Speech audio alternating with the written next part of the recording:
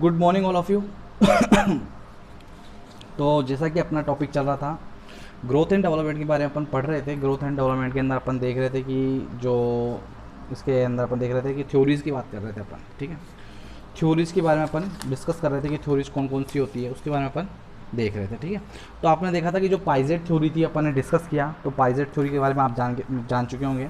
जो इंटेलेक्चुअल जो cognitive development theory है, जिसे बोलते हैं अपन पाइजेट थ्योरी है, उसके बाद अपन इसमें जो 4 स्टेज थी उसके बारे में अपन ने डिस्कस कर लिया था। मतलब बच्चा एज के अनुसार जैसे जैसे बढ़ता जाता है, जैसे जैसे उसके अंदर क्या होता है, सेंस ऑर्गन जो कोग्निटिव डेवलपमेंट जो उसकी इंटेलिजेंस थी वो क्या होती है, बढ़ती हुई चले जाती है। वो लास्ट में जो है समझदार होने स्टार्ट हो जाता है। उसने कोग्निटिव ने जो पाइजेट था उन्होंने ये कहा। अब अपन जो सेकंड जो थ्योरी अपन देखेंगे, सेकंड थ्योरी के बारे में आज डिस्कस करेंगे। जो सेकंड वन थ्योरी की जिसे बोलते हैं अपन मॉरल डेवलपमेंट थ्योरी बोलते हैं अपन, जिसे बोलते हैं नैतिक के बारे में, नैतिक डेवलपमेंट जिसे बोल सकते हैं अपन कि जो बोल सकते हैं अपन इसके अंदर की अपन कि अपने जो जो दिनचर्या चल रही है, मतलब एक तरीके से बोल सकते हैं उसका माइंड जो सेम एज ए पाइजेट थ्योरी है, पर इसमें मॉरल डेवलपमेंट एक नैतिक कर्तव्य जो कि अपन निभाता है, वो किसी से रिलेशनशिप बनाता है, उसके अंदर रिलेशन रिलेटेड क्या होती है, डेवलपमेंट होता है। मतलब एक तरह से नैतिक का विकास होना, एक तरीके से कैसे तरीके से विकास डेवलपमेंट होता है नैतिक कार्य का। जो तर्क वितर्क जो यूज़ करता है, जो अपने आप के माइंड की यूज़ करता है, उस किस तरीके से डेवलपमेंट होता है, वो इसके अंदर अपन पढ़ेंगे। तो ठीक है, देखते हैं अपन जो मॉरल डेवलपमेंट दी थी वो दी थी किसने दी थी, लॉरेंस कॉलबर्ग ने दी थी। किसने दी थी वो, लॉरेंस कॉलबर्ग ने दी थी। तो जो लॉरेंस कॉलबर्ग थे ये अपने इसने क्या कहा था कि जो ये पाइजेट की ये क्या है, जो कॉलबर्ग क्या है, जो पाइजेट से ही क्या है प्रभावित है।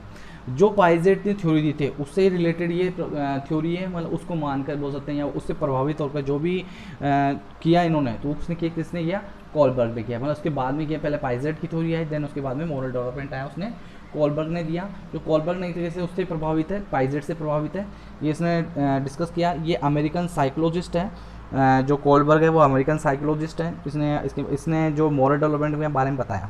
ठीक है, अब देखते हैं अपन कि मैं एक चीज़ बताता हूँ कि मॉरल डेवलपमेंट के बारे में अपन पढ़ रहे हैं, तो मॉरल डेवलपमेंट होता क्या है पहले जानना ये ज़रूरी है कि मॉरल डेवलपमेंट किसे कहते हैं, ऐसी कौन सी कंडीशंस हैं जिनको क्या कहते हैं, मॉरल डेवलपमेंट बोलते हैं। तो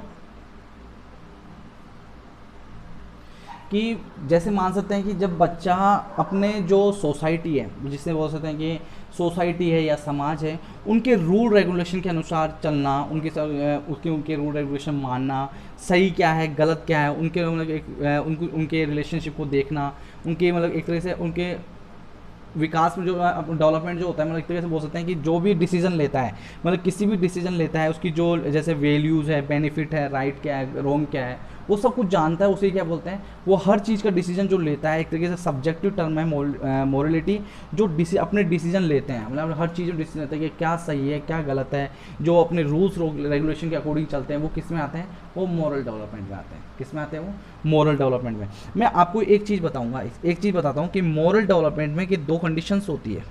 ठीक है, मॉरल डेवलपमेंट में 2 कंडीशंस होती है। एक तो डिलीमा होता है, एक होता है मॉरल डिलीमा, एक होती है मॉरल डिलीमा होता है। डिलीमा होता है DILAMA। ठीक है, DILEMA। कंडीशंस ऐसी है, मैं आपको एग्जाम्पल के थ्रू बता रहा हूँ। इसमें मैंने इसके अंदर नोट्स में नहीं लिखा है, पर आप सुन लीजिए कि मोरल जो डेवलपमेंट है इसके अंदर टू ग्रुप्स ने दिया है इन्होंने। एक तो होता है मोरल डिलीमा और एक होता है मोरल रीजनिंग। मोरल डिलीमा का मतलब ये होता है कि जैसे कोई बहुत ज़्यादा एक तरह से दुविधा में पड़ जाना, एक तरीके से होता है दुविधा में पड़ जाना। दुविधा में पड़ जाना कैसे, मतलब कि ऐसा कोई सा डिसीजन लेना है आपको कि ऐसी कंडीशंस हो जाए कि जैसे मान लो ऐसी कंडीशंस हो जाए कि आपने किसी से प्यार किया, सपोज करो, ठीक है, आपने किसी से प्यार किया, तो लड़की बोलती है जिससे प्यार किया, और एक तरफ फैमिली है, 2 तरफ है। फैमिली वाले बोलते हैं या तो लड़की को चूज़ कर ले या फिर हमको चूज़ कर ले। तो वो क्या हो गया, दुविधा में फंस गया ना, कि वो प्यार को चूज़ करे या फैमिली को चूज़ करे, किसको चूज़ करे करे। एक तरीके से दुविधा में पड़ गया हो कि किसको मेरे को चूज़ करना है। तो एक वो होता है, ठीक है, एक वो दुविधा में पड़ जाना, उसे बोलते हैं अपन मोरल डिलेमा। एक कंडीशन होती है, एक बच्चा एक बोल सकता है, एक पर्सन है जिसकी फैमिली में किसी की डेथ हो गई, बहुत ज़्यादा, ठीक है, डेथ नहीं हुई है, मान लो चलो बहुत ज़्यादा बीमार हो गया, बहुत ज़्यादा सिक पर्सन हो गया, फैमिली के अंदर बहुत ज़्यादा क्लोजनेस है, और वो बहुत ज़्यादा सिक हो गया, सीरियस क्या होता है, बीमार हो गया। और बीमार हो गया तो उस कंडीशन में, और उस टाइम पे उसका क्या है, मेन एग्जाम है गवर्नमेंट का, बहुत अच्छी तरह से तैयारी उसकी, और उसका गवर्नमेंट का एग्जाम है। तब वो फैमिली के जो इल पर्सन हो वो उसके पास जाएगा कि वो एग्ज़ाम देने जाएगा। दोनों कंडीशंस उसके सामने आ गए, तो क्या यूज़ करेगा वो, उसे बोलते हैं मोरल डिलेमा। एक तरीके से एक रास्ता चुनना, कोई भी दुविधा में आ जाना, उसे बोलते हैं मोरल डिलेमा बोलते हैं। अगर उस चीज़ को उसने यूज़ कर लिया, उसने चूज़ कर लिया कि मुझे कौन से रास्ते में आना है, उसने माइंड लगाया कि हाँ मुझे यार ये सिख पर्सन है यहाँ पर जाना ज़्यादा ज़रूरी है, तो वो क्या यूज़ कर रहा है, अपने माइंड को यूज़ कर रहा है कि सही क्या है गलत क्या है, वो डिपेंड करता है, वो डिसीजन ले रहा है, उस डिसीजन को क्या बोलते हैं, मोरल रीजनिंग बोलते हैं। उसने जो डिसीजन ले लिया उसे बोलते हैं मोरल रीजनिंग, और जो दुविधा में पड़ गया वो सोच रहा है मैं क्या करूँ, उसे बोलते हैं मोरल डिलेमा बोलते हैं। तो समझ में आ गया मोरल डेवलपमेंट का मतलब, एक तरीके से डिसीजन जो लेता है, जैसे वैल्यूज़, बेनिफिट, राइट क्या है, रॉन्ग क्या है, उसी कंडीशन को क्या बोलते हैं, मोरल डेवलपमेंट बोलते हैं। इसने कोलबर्ग ने ये इसके बारे में इसने बताया है। समझ में आ गया यहाँ तक? तो यहाँ तक किसी को कोई दिक्कत है नहीं है? देखो तो moral development is A complicated process involving the acceptance the values and rules and society of that the shape of behaviour. जो मोरल डेवलपमेंट है बहुत ज़्यादा कॉम्प्लिकेटेड प्रोसेस है, बहुत ज़्यादा दुविधा वाली प्रोसेस है। Involving the acceptance the values, इसके अंदर जो इंक्लूड होते हैं वो वैल्यूज़, रूल्स इंक्लूड होते हैं of the society way that the shape of the behaviour, मतलब उसकी बिहेवियर जो सोसाइटी के रूल्स रेगुलेशंस है, जो वैल्यूज़ है, जो राइट, जो सही क्या है गलत क्या है, वो सब कुछ इसके अंदर इंक्लूडेड होते हैं। बहुत ज़्यादा कॉम्प्लिकेटेड प्रोसेस होता है। Moral development is a sequential but people is do not automatically go from one stage to level the next there mature.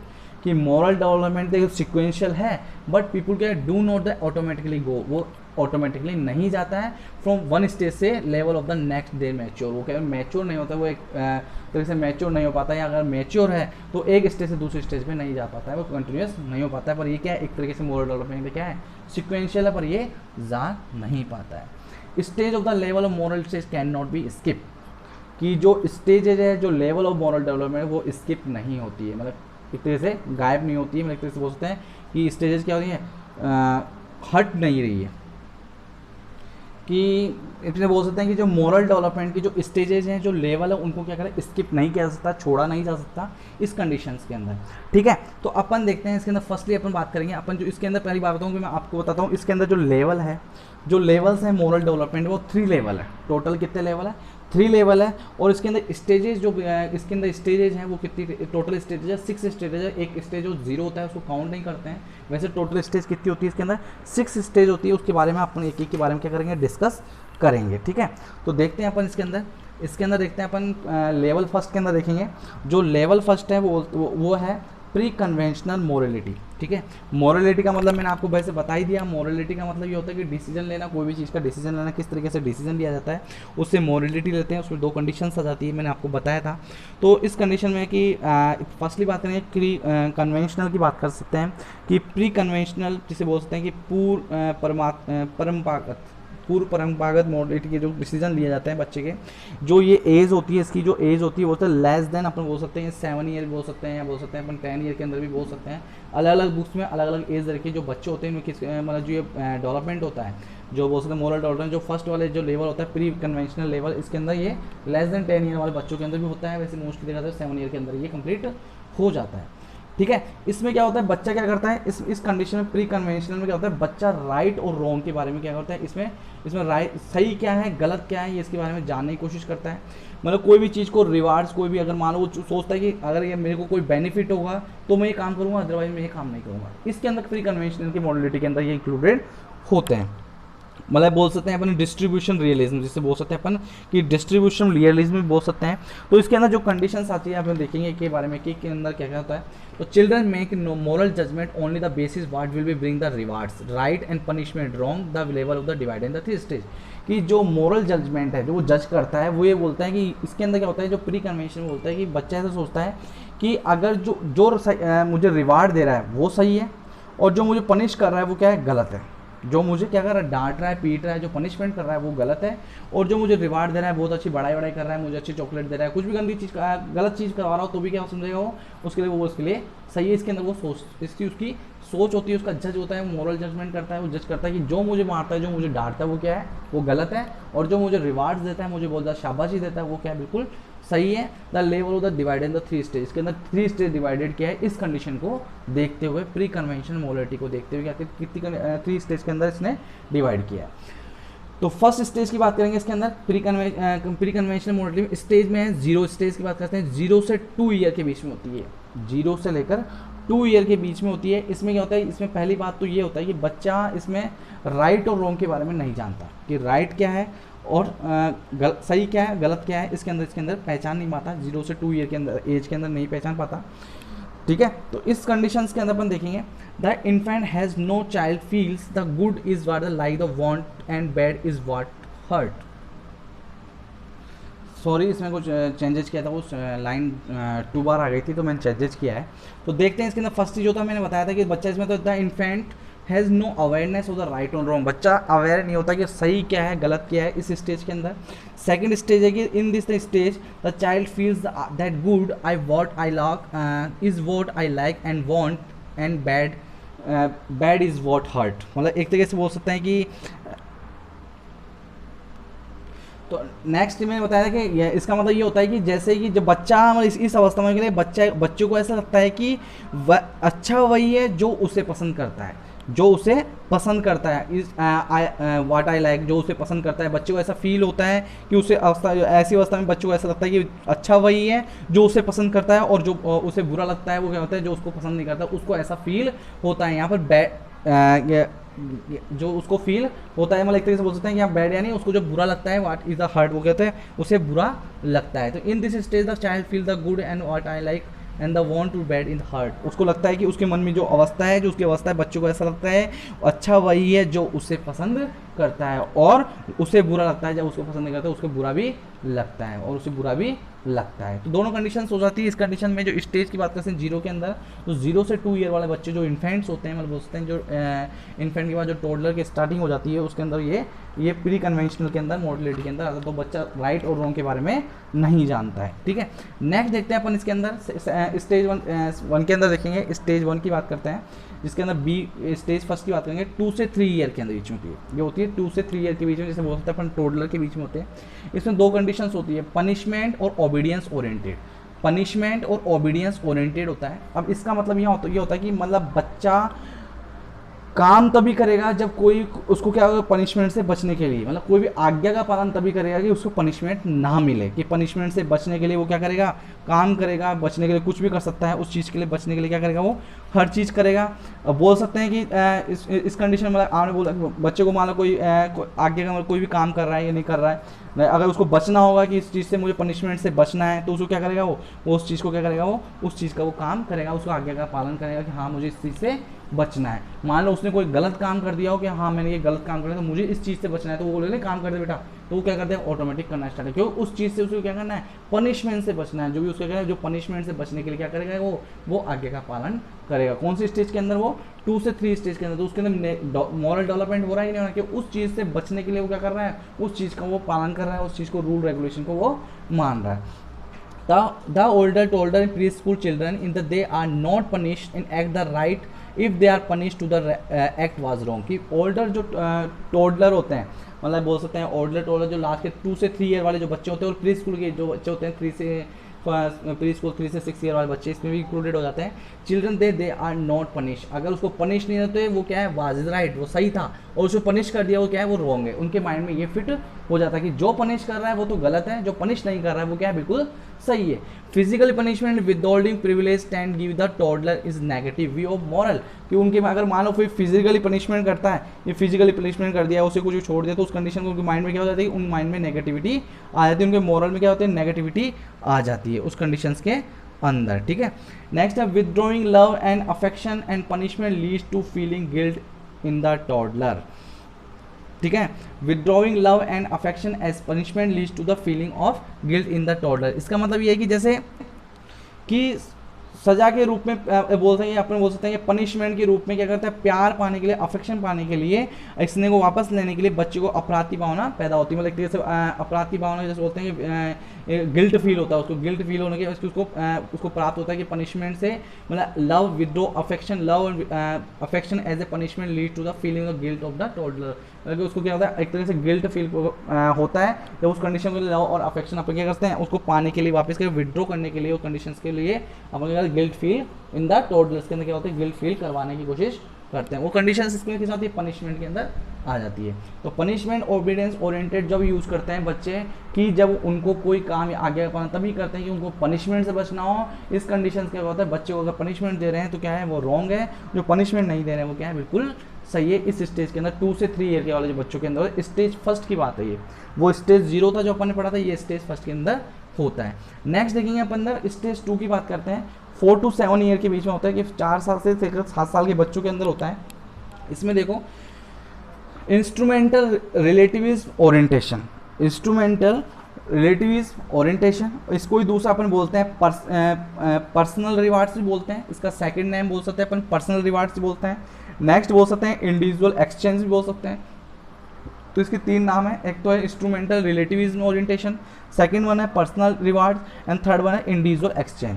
अब इस कंडीशंस में क्या होता है, इस कंडीशन में बच्चा क्या होता है, टिट फॉर टैट, जैसा का तैसा, मतलब जो कोई काम करेगा तो उसी को क्या उसका क्या फ़ायदा है। मतलब बच्चे को तुमने कोई काम बताया कि बेटा ये करना है, तो बोल के इसको मैं काम तो कर दूंगा पर मुझे फ़ायदा क्या होगा, वो फ़ायदा देखेगा इसके अंदर। कौन सी इसके अंदर 4 to 7 ईयर के बच्चे जो क्या होते हैं फ़ायदा देखते हैं कि मैं काम करूंगा तो मुझे इससे क्या फ़ायदा होगा। तो टिट फॉर टैट, जैसा का तैसा, जो मुझे दोगे वो वैसे आपको मिलेगा। तो अगर मुझे कोई रिवार्ड्स दोगे, आप मुझे कोई अच्छी चीज़ दोगे तो ही मैं आपको रिटर्न में कोई चीज़ मिलेगी, तो ये आपको मैं क्या करूँगा, तभी उस चीज़ को मैं काम करूँगा। तो जैसे का तैसा, मतलब उस चीज़ को क्या, अगर एक्सचेंज में ऑफर कुछ मिलना चाहिए तो वो मॉरल डेवलपमेंट उसके अंदर होता है। उसके मोरल जो नैतिक के अंदर जो परिवर्तन होता है, उसके माइंड में क्या चलता है कि मुझे कोई रिवार्ड मिलेगा, या मुझे बोल सकते हैं कुछ एक्सचेंज कुछ मिलेगा, या मुझे कुछ अच्छी चीज़ मिलेगी तभी मुझे क्या मिलेगा काम करने में। तो इस कंडीशंस के अंदर आती है, तभी तो बोलते हैं पर्सनल रिवार्ड्स, मतलब इसको पर्सनल रिवार्ड्स ही बोलते हैं, इंस्ट्रूमेंटल बोल सकते हैं, रिलेटिविज्म बोलते हैं।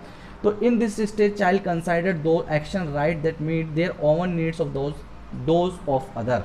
इसका मतलब ये है कि जैसे कि बच्चा मतलब बोलते हैं कि बच्चा इस अवस्था में क्या होता है, बच्चा उसी चीज़ को सही माना जाता है जो कि उनकी ज़रूरतों की, उनकी अपनी ज़रूरत हो या दूसरों की ज़रूरत को पूरा कर सके, पूरा करते हो। मतलब एक तरीके से खुद की ज़रूरत भी निकल जाए कि मुझे क्या ज़रूरत है, और दूसरे की ज़रूरत क्या है उसको उसका भी निकल जाए। तो in stage the consider those action right that meet their own needs and those of the other, कि खुद की नीड्स क्या है, उसको क्या ज़रूरत पड़ रही है हमारे को, उसका नीड्स क्या है, और दूसरे को क्या ज़रूरत है उसके लिए, दोनों का काम निकल जाए। वो कंडीशंस किस में आती है, इंस्ट्रूमेंटल रिलेटिव में आता है। They the child confirm the rules and obtain rewards have the favour return, बच्चा कंफर्म करता है रूल्स रेगुलेशन के अकॉर्डिंग कि मुझे रिवार्ड में क्या मिलेगा, मुझे वापस में क्या मिलेगा, इससे फेवर तो रिटर्न में मुझे क्या मिलेगा, उस कंडीशन के अंदर ये मोरल डेवलपमेंट होता है। The child moral standard are those other child observe them either avoid punishment and obtain rewards, और ऑब्टेन चाइल्ड जो मोरल स्टैंडर्ड है जिससे बात कर सकते हैं, तो चाइल्ड ऑब्जर्व करता है कि अवॉइड पनिशमेंट, की मुझे पनिशमेंट नहीं मिलेगी,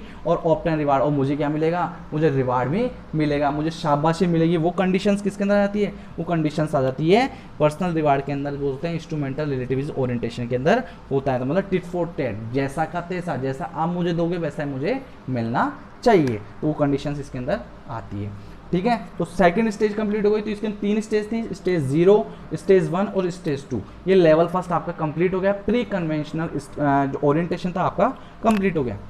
नेक्स्ट देखेंगे कन्वेंशनल मोरलिटी लेवल 2, 18 से 13 ईयर वाले जो बच्चे, 8 से लेकर 13 ईयर वाले जो बच्चे होते हैं, उनके अंदर ये वाली स्टेज जो होती है कन्वेंशनल मोरलिटी होता है। अब देखते हैं कन्वेंशनल मोरलिटी क्या होता है। कन्वेंशनल मोरलिटी का मतलब ये होता है कि बच्चा क्या करता है, इसके अंदर क्या होता है, इनके अंदर बच्चे को अगर अच्छा, मतलब दूसरों के सामने अच्छा बताया जाए, दूसरों के सामने क्या बताया जाए, अच्छा बताया जाए कि यार बेटा तुम बहुत अच्छा कर रहे हो, अगर ऐसा करोगे तो तुम्हारे पेरेंट्स के सामने क्या होगा, बहुत अच्छा फील होगा, मतलब एक फीलिंग्स आती है, रिलेशनशिप बनता है। उस कंडीशंस के अंदर क्या होता है, रिलेशनशिप्स बनते हैं, उस कंडीशन में क्या होती है, उससे बोलते हैं कन्वेंशनल मोरलिटी। मतलब इंटरपर्सनल रिलेशनशिप बनाना, मतलब एक चीज़ को क्या होता है बनाए रखना, जो कार्य करता है दूसरों के सामने प्रशंसा मिले, उस कंडीशंस के अंदर ये क्या होते हैं, वो कन्वेंशनल मोरलिटी कहलाती है। एक तरीके से मतलब कन्वेंशन करना उस चीज़ को देखते हैं इसके अंदर। In this stage children think in the correct behaviour is that which is those authority approved and accept, कि बच्चा क्या होता है इस स्टेज के अंदर बच्चा सोचता है कि करेक्ट बिहेवियर इज दैट, अगर वो सही बिहेवियर करेगा तो which those are authority approve and accept, उसके क्या अप्रूव मिल जाएगा, दो विच दोज ऑथोरिटी मिल जाएगी, अप्रूव मिल जाएगा, एक्सेप्ट मिल जाएगा। मतलब कोई अच्छा काम करेगा, कुछ अच्छे बिहेवियर तरीके से रहेगा, तो बच्चे के माइंड में चलते हैं अगर अच्छा करेगा तो मुझे क्या बोलते हैं उस चीज़ के लिए मुझे परमिशन मिल जाएगी, या बोलते हैं कि अप्रूव मिल जाएगा, या मुझे क्या बोलते हैं उसके अंदर शाबाशी मिलेगी, वो इस कंडीशंस के अंदर इनके अंदर आ जाती है। The child confirm the rule and please others, वो क्या करता है, वो कंफर्म करता है उसके rule regulation to please others के अंदर, जो अदर्स के जो रूल्स हैं कंफर्म करता है बच्चा के रूल्स रेगुलेशंस क्या क्या हैं। Then child the increase the awareness of other feelings, वो बच्चा क्या करता है अवेयर हो जाता है, बढ़ जाती है उसकी फीलिंग्स के बारे में, वो क्या होता है जानना स्टार्ट करता है।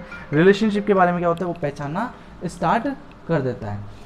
A child view good behaviour as that which those authority will approve. बच्चा क्या करता है इस कंडीशन में, तो इस कंडीशन में क्या होता है कि बच्चा क्या करता है, अच्छे व्यवहार को देखता है। A child with a good behaviour as which those the authority and will approve. वो क्या करते हैं, उस चीज़ को लोगों को स्वीकार करता है या अप्रूव करता है। ऑथोरिटी विल अप्रूव विच दो द ऑथोरिटी में लगते जैसे उन लोगों की वो स्वीकार करता है, उस चीज़ को अपनी ओर लेता है। उसके वो क्या करता है, बिहेवियर चेक करता है उस कंडीशंस के अंदर। तो इस कन्वेंशनल मोरलिटी के अंदर आते हैं। इसके अंदर स्टेज वन की बात, स्टेज की अपन बात करेंगे, थर्ड वन स्टेज की बात करेंगे। थर्ड स्टेज चल रहा था वहाँ, तो सेकंड स्टेज अपन कंप्लीट कर लिया। अब थर्ड स्टेज के अंदर अपन देखेंगे, ये होता है 7 से 9 ईयर वाले जो बच्चे होते हैं। 7 से 9 ईयर वाले जो, तो वैसे टोटल मैंने क्या बताया था इसके अंदर 8 से लेकर 13 ईयर वाले जो बच्चे होते हैं वो लेवल 2 के अंदर इंक्लूड होते हैं, जिसमें अपन ने कौन सा लगा रहा है 7 से 9 ईयर वाले।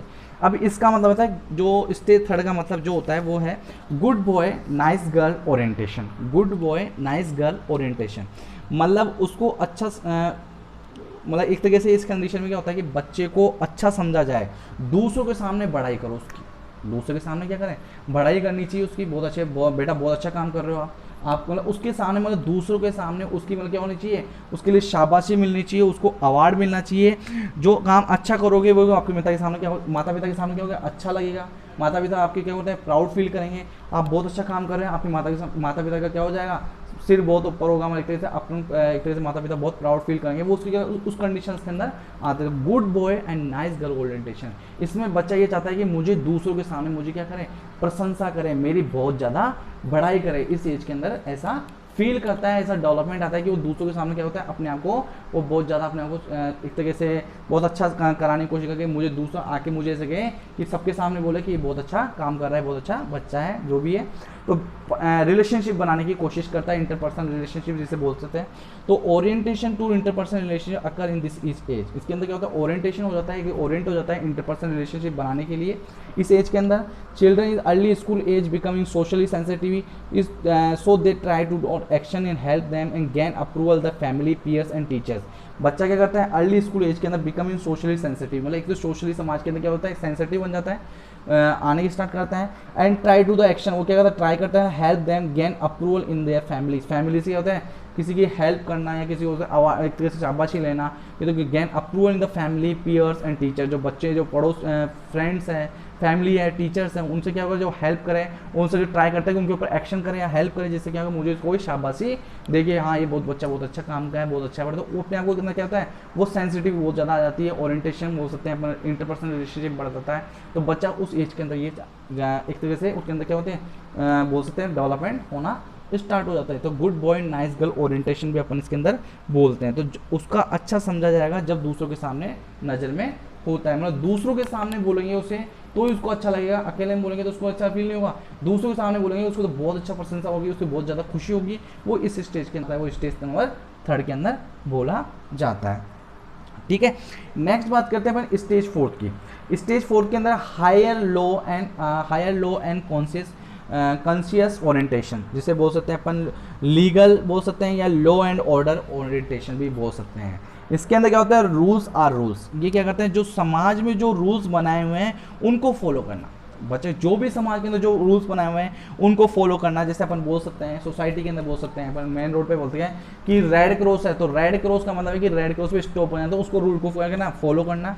रूल्स चेंज भी किया जा सकता है कि अकॉर्डिंग टू कंडीशन क्या होता है रूल्स चेंज करना, वो इस कंडीशन के अंदर आता है स्टेज नंबर फोर्थ के अंदर। ये बच्चे क्या होता है जो भी होता है कि इस कंडीशन में क्या होता है इसकी जो डेवलपमेंट होता है इसमें क्या होता है जो रूल्स होते हैं, जो रूल्स होता है प्रॉपर्ली उन चीज़ को क्या करता है ये फॉलो करता है, उनकी वैल्यूज़ है उनके बेनिफिट्स है वो सब कुछ देखता है। तो adolescent follow the culturally appropriate values and person action the benefit of the society involving good of all।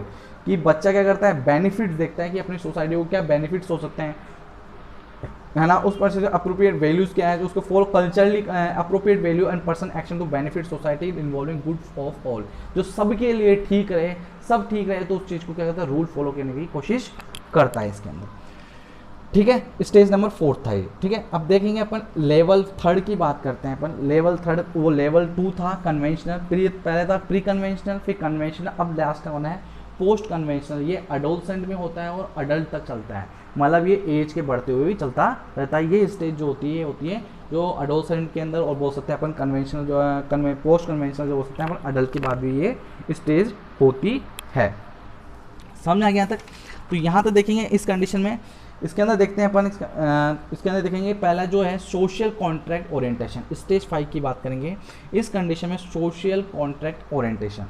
इसमें क्या होता है कि जो रूल्स हैं इंडिविजुअल सोसाइटी के लिए जो बनाए गए हैं इसके अंदर, तो उसको चेंज किया जाना, चेंज कर सकते हैं। मतलब जो सोसाइटी के अंदर जो रूल्स बनाए हुए हैं, तो अकॉर्डिंग टू, अगर मान लो सोसाइटी के अंदर वो रूल्स तो बना दिए पर उसको फॉलो ही नहीं कर पा रहे हैं, उस चीज़ को नहीं बना ही पा रहे हैं, उस चीज़ को चल नहीं पा रहे हैं, तो उस कंडीशन में क्या कर रहे हैं, वो चेंज कर सकते हैं, उस चीज़ को अलग बदल सकते हैं। अगर वैसा नहीं होता है तो उसे क्या करते हैं, चेंज किया जाता है। मतलब उस चीज़ के अंदर वो डाल नहीं सकते, उस चीज़ को वो कर नहीं सकते, उस चेंज, उस कंडीशन में क्या करते हैं, वो उस चेंज को चेंज कर सकते हैं। तो कौन सी कंडीशन में आता है, सोशल कॉन्ट्रैक्ट ओरिएंटेशन में आता है। तो the person is aware that order hold variety in values and opinion, the most value the rule and relative of the group.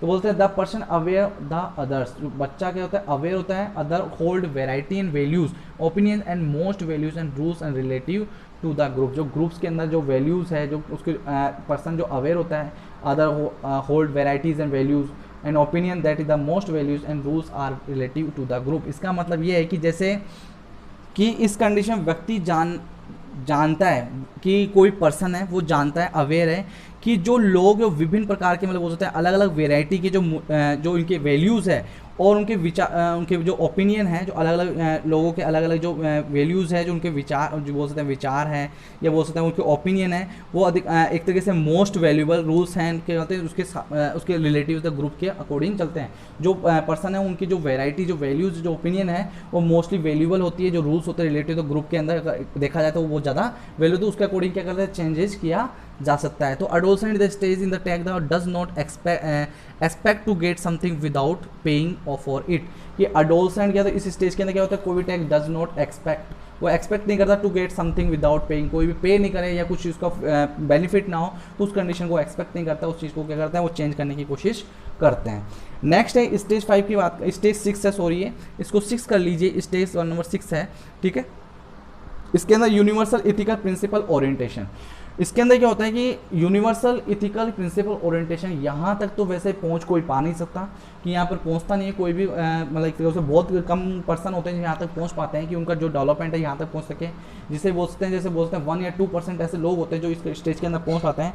मतलब इसका मतलब यह है कि यहाँ पर जो कोई कंडीशन जो सोसाइटी के लिए बोल सकते हैं या कोई अधिक चीज़ के लिए, जो जान के लिए अपनी जान की परवाह भी नहीं करे, उस चीज़ को क्या करें, लड़ना स्टार्ट कर दे, उस चीज़ को हक लेना स्टार्ट कर दे, वो condition universal ethical principle orientation के अंदर आती है। जैसे बात कर सके अपन महात्मा गांधी की बात करें, महात्मा गांधी अकेले ही चल पड़े थे अपनी लड़ाई करने के लिए, तो किसी का साथ नहीं, तो उनकी जान पे खेलते हुए उन्होंने क्या किया, उन्होंने अपनी ओर आगे की ओर बढ़ गए। तो उस कंडीशन में क्या होती है, यूनिवर्सल इथिकल प्रिंसिपल ओरिएंटेशन के अंदर वो आते हैं, वो कंडीशन मोरल डेवलपमेंट की उस कंडीशन में आती है। तो यहाँ पर 1 या 2% बोलते हैं लोग पहुँच पाते हैं कि अपनी जान पर खेलते हैं, बोलते हैं ये कोई किसी चीज़ को अपने को हार्म पहुँचा के बोलते सोच नहीं समझ सकते और उस चीज़ के अंदर आगे की ओर निकल जाते हैं, उस चीज़ को वो क्या करें, पाने के लिए।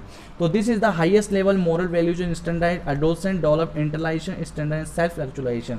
बहुत ज़्यादा हाई लेवल है मोरल वैल्यूज को स्टैंडर्ड एडोलसेंट के अंदर जो develop internalise standard in self actualisation होती है, तो यहाँ पर बहुत ही कम लोग पहुँच पाते हैं। ये कंडीशन एक बोलते हैं हायर कंडीशन है, बोल सकते हैं कि यहाँ पर 1 से 2% लोग ही करते हैं। ये मतलब तरीके से सोसाइटी को भला करें, किसी सोसाइटी को बहुत ज़्यादा कुछ अपने करना चाहे कि अपने जो डेवलपमेंट है इसको पूरा करें, तो उस चीज़ को लड़ाई करने के लिए बोल सकते हैं, उस चीज़ की ना आगे बढ़ सके, उस चीज़ को कोई भी निर्णय दिला सके, उस कंडीशंस के लिए इस कंडीशन मोरल डेवलपमेंट उनके अंदर जागरूक हो सकता है, ये बोल सकते हैं पहुँच सकता है उस कंडीशन में। वो कौन सी कंडीशन है, यूनिवर्सल इथिकल प्रिंसिपल ओरिएंटेशन बोलते हैं, ठीक है।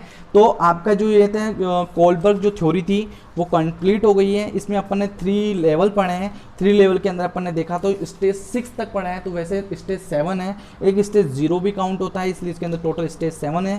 तो अपने जो प्री लेवल्स है, प्री कन्वेंशनल और कन्वेंशनल, पोस्ट कन्वेंशनल, बहुत ज़्यादा इंपॉर्टेंट है। थ्योरीज जो मैं पढ़ा रहा हूँ बहुत इंपॉर्टेंट है। जो पहले पाइजेट थ्योरी भी इंपॉर्टेंट थी, कोलबर्ग थ्योरी भी इंपॉर्टेंट थी, इसको अच्छे से समझना थोड़ा टफ है, तो कोशिश करिए समझने की, बार बार इसको पढ़िए तो अपने ऑटोमेटिकली समझ में आ जाएगा। आपको एग्जाम्पल लीजिए अलग अलग, दूसरी से आसानी से समझ में आएगा आपको, ठीक है। नोट्स बनाते चलिए। आज के लिए इतना ही है। Thank you so much, have a great day.